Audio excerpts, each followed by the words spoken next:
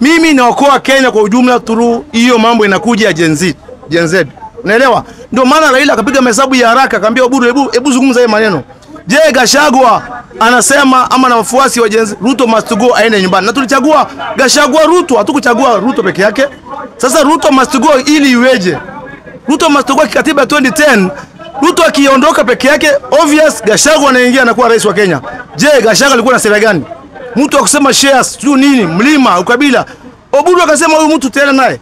Kama ni hivyo, hebu tuangalie kwa jeshi. Jeshi ukiangalia tena pale ni wale watu kusema shares nini. Kaza potelea mbali. Wacha Ruto achukue kwa sababu tunaona yeye hajaisema mambo ya mkale. Alipokuwa na Uhuru, alipokosa na Uhuru hajasema watu wangu. Aliongelea mambo ya Kenya taifa nzima. Kwa hivyo Ruto hana ukabila na hata hana hemi ya kurudisha mkale jini mbali. Ana hemi ya Mkenya mwingine yote aongoze. Hiyo ndio tunampendea William Samoei Ruto. Kwa hivyo Raila yuko pale paka dakika mwisho na Ruto. Yeye wala hata simama, yuko kusimama, aliona nyinyi wapinzani amuongei. Wacha washtue kidogo ndio mabaike.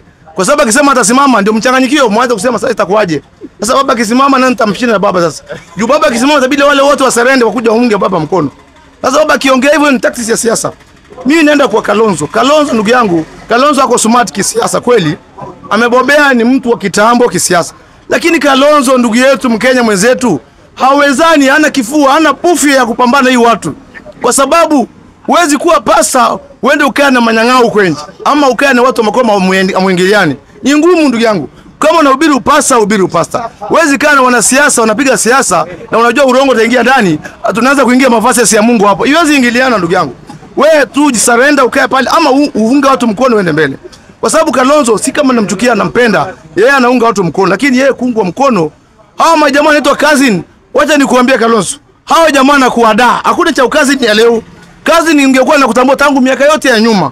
Ulikuwa na 800,000 yako piwa, ukiwa umesoma kivyako. Hawa makazi alikuwa wapi? Mbona kusaidia wewe siku hiyo?